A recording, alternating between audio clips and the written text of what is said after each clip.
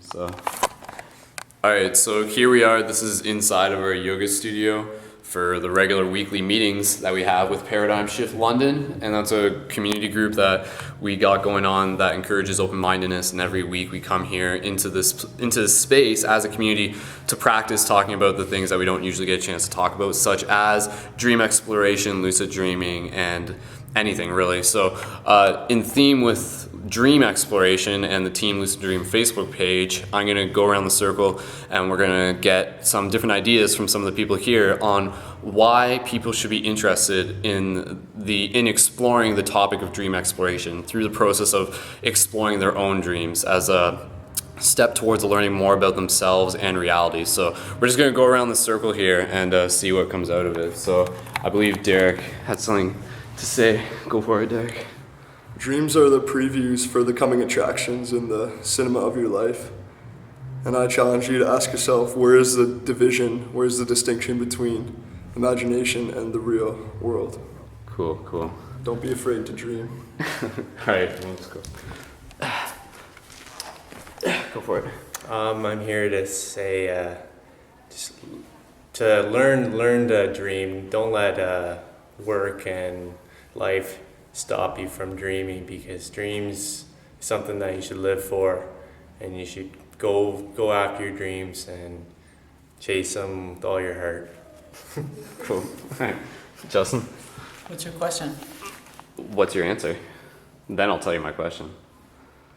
The question and the answer is the same thing, right? Or it's a space between the two that counts. The answer I have for you is two answers, actually. Any question you would ever have about dreaming, you could answer with two things.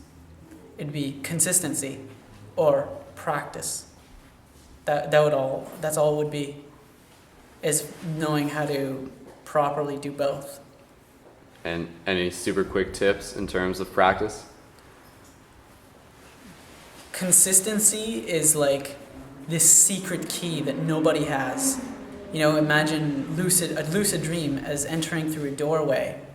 You need the key to enter, and the key is consistency. It's a secret key because no one can give it to you. You have to build it for yourself, and it's very hard to build, and very slippery too. Very easy to lose that key. But once you have the key, consistency of practice, then you'll be able to enter the door easily. That would be my tip. Cool. Consistency is key. Anything else? Okay, for now. For now. All right. See you, Derek. Peace. All right, Ricky? Hello. Well, in the waking world or sober world, human beings are not always in touch with the ontology or reality of things, because his or her senses or the phenomenology is the interface between him and the ontology. And the human eyes are basically a typical example of these senses. It is very limited, and it's subject to a sort of linear schedule, and it is tunnel vision.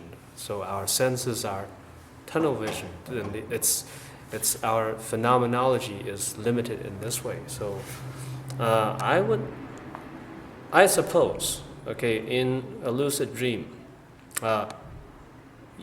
there's no interface between the human being and the ontology. You basically live in that ontology without, being separated by phenomenology. And your senses, if there's still such thing as senses, in the dreaming world, it is no longer tunnel vision. It's like you yourself are the CCTV, are all the cameras that are around town, so that you are essentially above yourself, surrounding yourself, and you can observe yourself. Thank you. Cool. Thanks, Ricky. All right, Ashley. Okay, so I just started trying to dream recently because I think my dreams tell me things. They warn me of things that are happening, and I never would have known stuff if I didn't dream it. And it tells me stuff about myself allows me to see into myself. Sometimes that's hard to do. And sometimes I don't know if my dreams are real or if I'm just dreaming or not, what's reality, what's not. So I'm definitely fascinated, and yeah, I just keep working on the dreams. Cool. All right, and I guess my 2 cents. Even just Derek had mentioned just before we started going around this circle, the idea of, and even what Ashley was referring to, like the idea of the line between dreams and imagination being blurred. So rather than the idea of it being the line between dreams and reality being blurred, it's the line between dreams and imagination, because the dreams that we have are just an amalgamation, if that's the right word, a sum of our imagination that's occurring at that time, in the same way that in our present state, like our imagination is still like constantly flowing.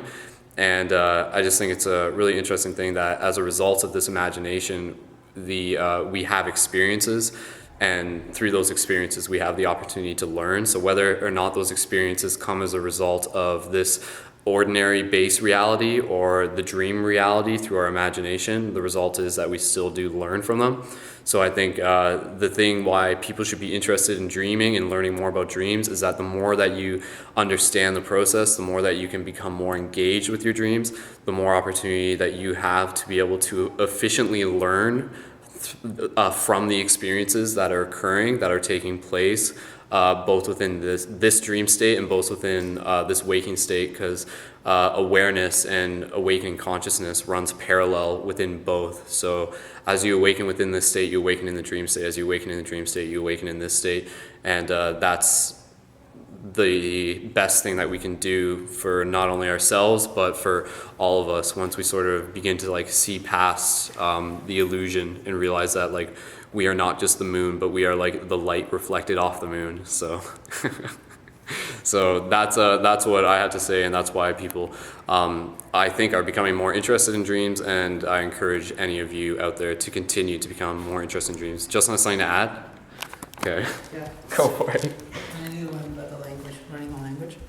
Go So for it. basically, I would like The to language of dreams, is that? language of dreams. It's a critical thing to understand. When I was saying consistency, I was referring to writing down your dreams. Because a lot of people they don't write down the dreams they think are not significant. But the fact is, just as we were learning the language, learning the English language, or whatever language your base language is, we were learning these curves and swoops, and we were just drawing over top of them, and we didn't know what they meant at first. And that's what a lot of our dreams are. We think they're meaningless. They're just like these swoops and curves we don't understand. But the more you write down your dreams, the more you start to realize that you're starting to write down letters. And when you're able to see that the letters are spelling words, and that the words have a meaning, like when we see the word cat, C-A-T, we no longer, because we've learned the language, we no longer see swoops and curves. We don't even see letters. We just see the image in our mind of a cat when we read it. So that's how I would say the language of dreams is also learned. Write down all of your dreams, and eventually you'll start to see how there are the many swoops and curves, and maybe then you'll work your way towards learning what a word looks like, and etc.